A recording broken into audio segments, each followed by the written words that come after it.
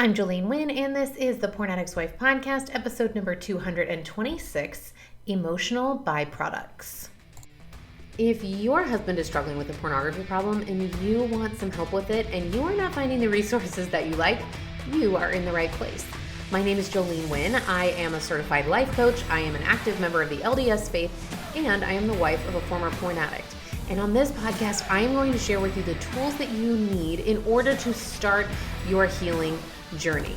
This is where I'm going to show you how to dive deep into intentional living, how to rekindle connection with your spouse, how to manage all that emotional turmoil that you're feeling, how to break the addiction cycle that you have to your husband's addiction, and tell you all of the ways to do that and start healing. I am so glad that you're here, and I can't wait to get started. Let's go. Hello, my ladies. Welcome back to the podcast. How are you guys doing? It is a beautiful day here. It finally stopped raining. We have had so many storms here, and I'm excited. I'm recording this a little bit earlier than I normally do because tomorrow my husband and I are headed to San Diego. I've never been to San Diego, and I am going for a business retreat with my business coach and all of her clients, and my husband is coming with me to do just like a little 3-day getaway, and I am so excited, and it's making me very excited for my retreat with all of you who are coming in October. Ladies, if you haven't signed up yet for that retreat, I have 7 spots left as of the day that I'm recording this, and I have literally dozens of people who have messaged me and emailed me and asked for more information and told me that they are going to sign up, and it's first come, first serve. So go ahead and sign up. I'll put the link in the show notes and you can get all of the details at that link, but it's going to be October 17th to the 20th. We are doing 3-person in-day coaching, and it is my favorite weekend of the year. I really do love it so much, and I love meeting you. Come meet me. Come meet me in person. I want to give you a hug. I want to help you with whatever it is that you're coming. I always teach something, but then I spend the majority of my time coaching everyone personally and one-on-one, and I'm so excited for what we have for this year. So if you are ready for that, then sign up and let's go. Okay. I wanted to do, I was going to do my podcast today on something totally different. I was going to do it, and I know I say this sometimes, but I was going to do it on something that came up in a coaching call with my clients, and my husband said, I don't think that's your best. I think you should do it on something else. So I was looking back through my notes. He was like, look through your notes, find something more interesting. So this is for Rob because he said that my last topic wasn't very interesting. I'm going to talk today about emotional byproducts. Okay. So let's talk first of all about what a byproduct is. Okay. If you look up the definition, a byproduct is a noun, right? It's a thing. It's an incidental or secondary product made in the manufacture of something else or the creation or synthesis of something else.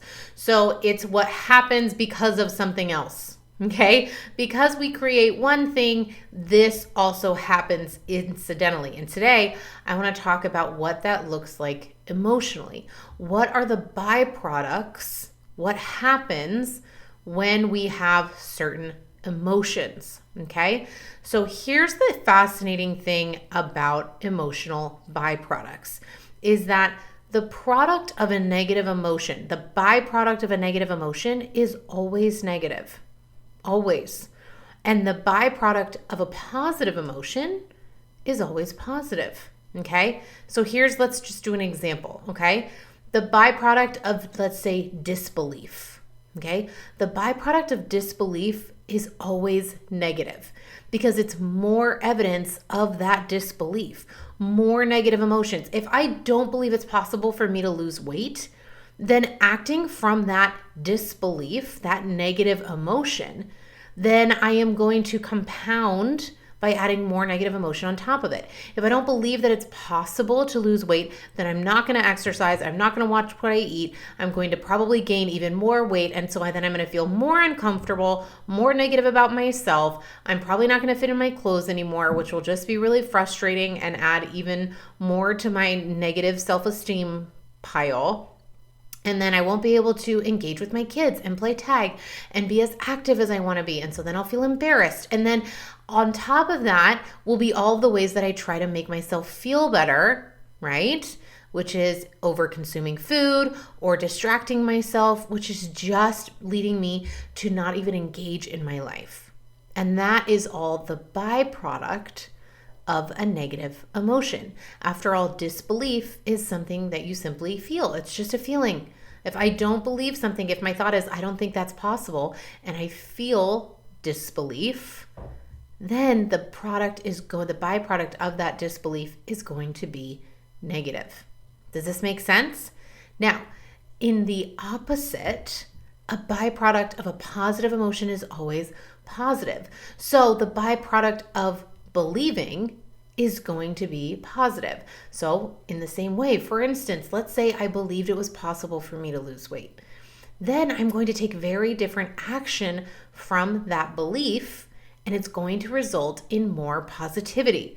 If I believe that it's possible, then I will move my body, then I will hire a coach, then I will hire a nutritionist, I will go to the gym, I will watch what I eat, I will start feeling better about my body. I will start having fewer health problems. Maybe I will be able to run around more and participate more in activities with my kids. And all of those things are going to produce more positive emotions. So the byproduct of negativity is always more negativity. The byproduct of positivity or positive emotions is always more positive emotions. Does this make sense? Now here's where we get stuck. Believing big, right? If you think about the thing that you wish you could believe, maybe you wish you could believe that you could lose weight. Maybe you wish that you could believe that it were possible for you to heal. Maybe you wish that you could believe that it were okay for you to go back to work and it didn't mean that you hated your kids. Whatever it is, believing big and taking massive action toward that belief always leaves a positive byproduct, even if you never actually achieve the big goal. I'm going to say that again. Believing big, right? Believing something positive and taking massive action from that belief always leaves a positive byproduct, even if you never actually achieve the goal.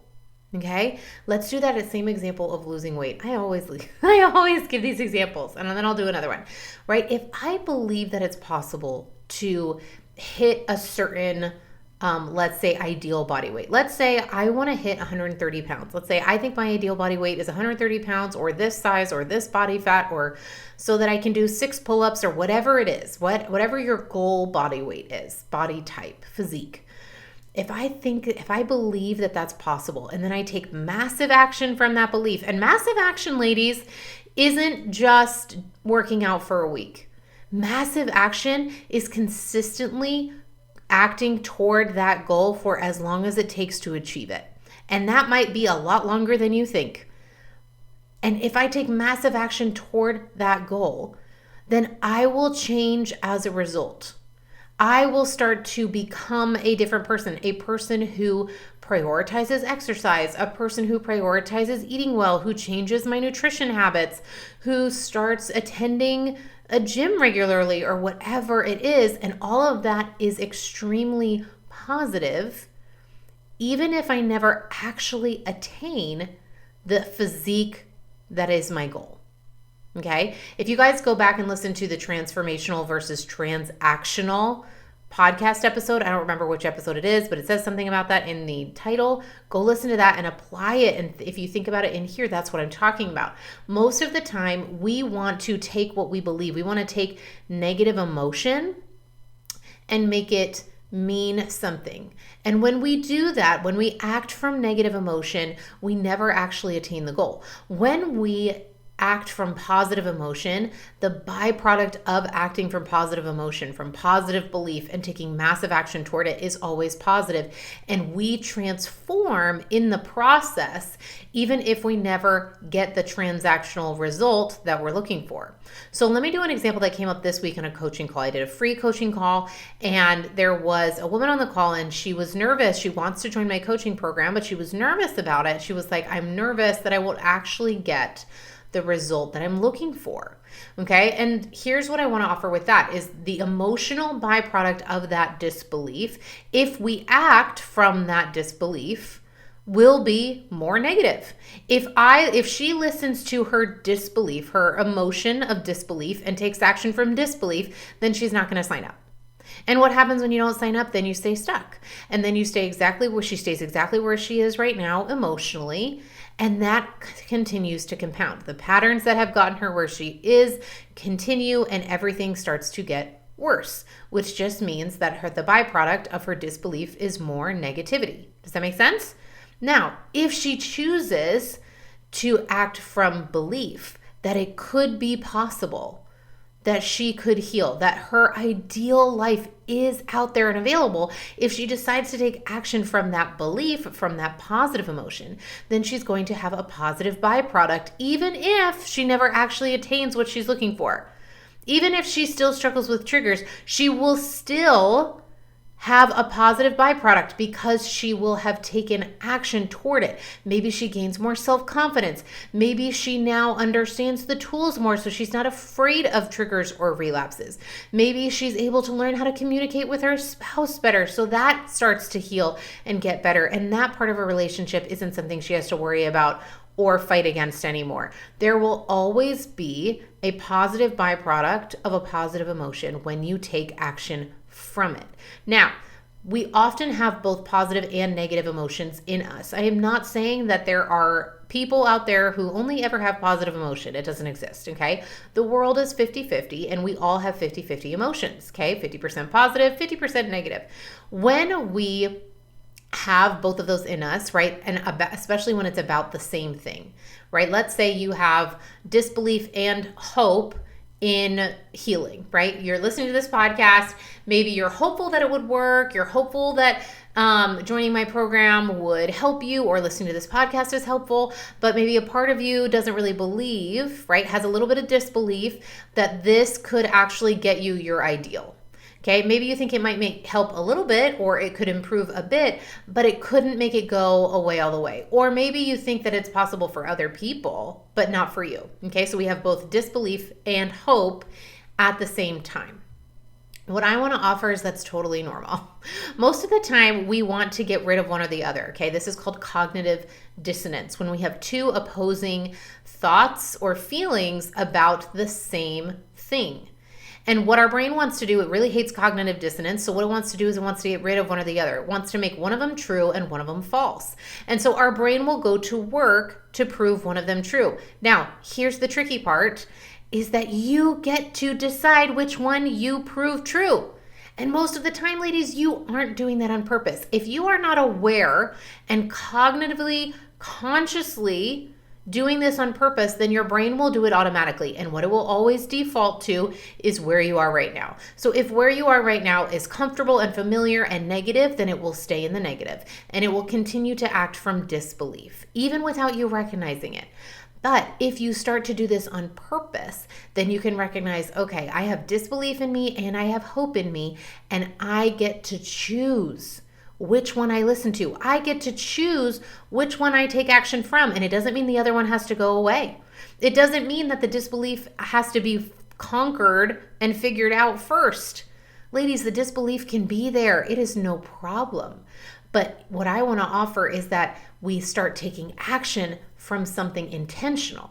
Most of the time, we think that disbelief is just simply because it's there, or fear is a big one. Simply because we are afraid means that we shouldn't do it. And I want to offer that that's not true. The way that you start taking control of your life and creating the results that you're looking for, including positive byproducts, is by saying, okay, I have positive and negative inside me. Which one am I going to listen to? Which one is going to get me closer to where I want to go? And I promise you, ladies, it's always from positivity. Now, here's what's really tricky about emotional byproducts is that a lot of times they're very, very sneaky. Okay. A lot of times these emotional byproducts are hard to see. They're hard to recognize. And that's when I want to offer that you come work with me and I will help you with them. But start noticing in your life, start looking, where am I seeing negativity produce more negativity? Where am I seeing positivity produce more positivity? And ladies, if nothing else, what I want you to take from this episode is, what is the downside of believing? What's the downside? What's the downside of going for it? What is the downside of believing in yourself just enough to do the thing that you want to do? What is the downside of loving more, of accepting more, of being more generous, of allowing yourself to feel more positive emotion? Our brain gets so scared of positive emotion because it thinks that it is finite, right? It's like, oh, I only get so much positive emotion in my life, so I don't want to use it now.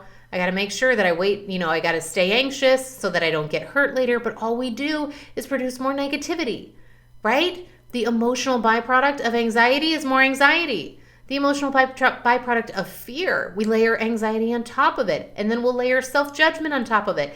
And now we have more negativity rather than just accepting what is and then deciding if that's where we want to live our life from. Does this make sense? So ladies, I want to offer today that you start taking action from positive emotion, massive action, bigger steps for even longer than you think you should have to. Ladies, the best example that I can give is my business, because that is the thing that is with me right now, right? If I take action I have both belief and disbelief in my business, in myself, in what's possible for my business. Absolutely. Okay. I have a disbelief that I can reach any more people than I've already reached, that anybody wants to sign up, that anybody is even listening to these podcast episodes. And then I also have huge belief.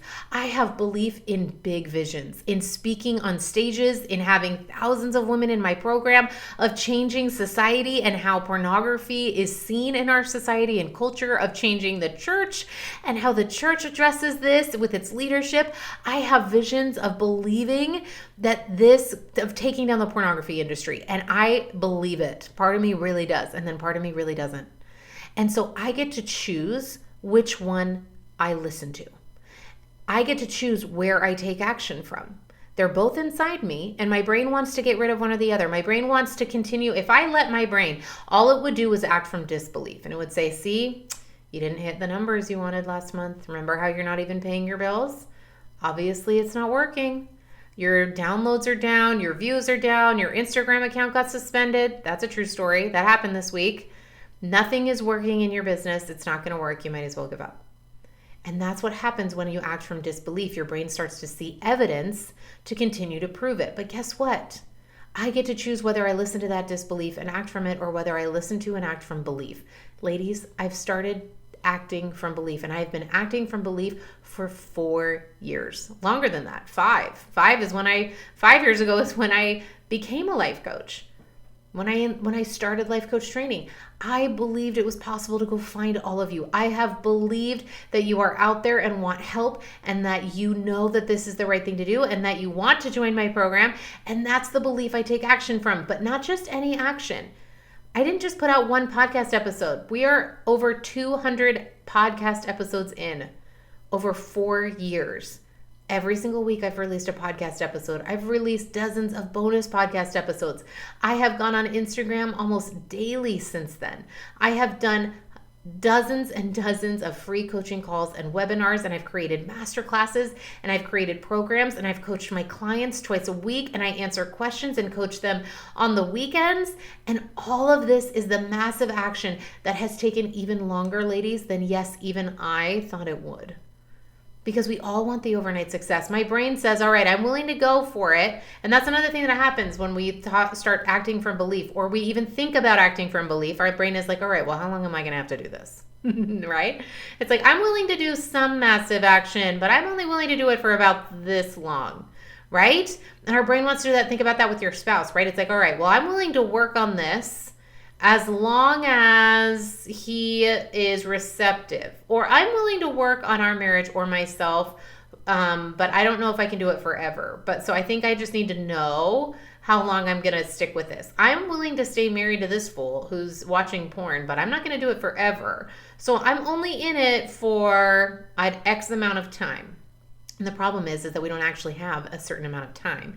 It's completely arbitrary. What's happening is our brain wants to have a guarantee that the effort that we're going to put in is going to produce a certain result. And ladies, there is no guarantee either way. But what I can tell you is that I guarantee that if you don't act from belief, if you act from disbelief, all you're going to get is even farther from the life that you want to live. But I can guarantee that you're going to get a whole lot closer to the life that you want to live acting from belief than from disbelief. Can I promise you that you're going to get the result that you're looking for? No, unless you join my program, and then I do guarantee it. But you have to take massive action, and sometimes it's going to take a lot longer than you think. Sometimes getting that physique of your dreams is going to take 5 years instead of 5 months. And sometimes getting the business to the size that you want it to be is going to take even longer than 4 years when you wanted it to take 1. Or you thought it would explode overnight. And sometimes healing from your husband's pornography problem is going to take a little bit more massive action than you think. Not time, but massive action. And maybe that massive action isn't just listening to a podcast. Maybe it's joining the program and doing the work at the next level. That's the massive action. Ladies, I promise you that whatever result you want to have in your life, you're going to get closer to it from acting from belief than acting from disbelief, because there are always emotional byproducts. And the emotional byproducts of acting from belief, acting from positive emotion, are always positive. And that is what I can guarantee you, is that your life will be a whole lot more positive acting from positive emotion than from negative emotion. And again, I don't mean to ignore the negative emotion. We recognize that it's there. We don't fight against it. We acknowledge it. We process it. But then we decide on purpose how you're going to move forward and which emotion drives the action. Because remember, every emotion that we feel determines what we do next. Every action that we take or don't take is because of how we feel. I just want you to do it on purpose. I mean, believing that you can heal, for example, if we act from that belief and take massive action toward it, creates the byproduct of self-confidence and self-trust. And aren't those beautiful byproducts that you want? In the same way that if we choose disbelief, there are byproducts there as well, right? If I don't believe it's possible to change patterns in my marriage, then I won't even try. Not only that, I will add disappointment and hopelessness onto the existing patterns, maybe making it even worse than before, simply because those are byproducts of disbelief. If I have a byproduct of disbelief of hopelessness, then it's not going to make me want to invest very much in my marriage or put in any effort. In fact, it'll do the opposite. It'll just breed more resentment and anger and bitterness. Ladies, I love you. Start acting from belief, from positive emotion. The emotional byproducts themselves are worth it, even if you never hit the goal. And even just going after it is going to produce a life that is beautiful and expansive and much more worth living than living from the byproducts of negativity and disbelief. Let's start going forward. And that comes from believing just for a moment that it's possible to do so, and then taking massive action toward it. I love you, ladies, so much. I'll see you guys next week in a brand new episode. So take care. All right, ladies, if you enjoyed this podcast, then I want to invite you to come join my coaching program. This is where we take everything on the podcast and we actually get to apply it in order to transform your life. And I know that that is a big promise, but it's 100% true. On the podcast, it's like learning how to ride a bike. It's like reading a book, an instruction manual via audio on how to ride a bike. And my coaching program is where you actually ride the bike. And that is what creates the transformation. This is what actually enables you to go from point A to point B, to actually create the transformation that you are seeking. If you are feeling stuck, if you are feeling like you are loving everything, but you just can't see the end from where you are now, then I want to help you. Come work with me one-on-one. I have a lifetime access program, which means it doesn't expire. You come work with me, I will help you every step of the way and work with you personally to make sure that you get where you want to go. I can't wait to see you there. Head to my website today, jolenewind.com, and sign up.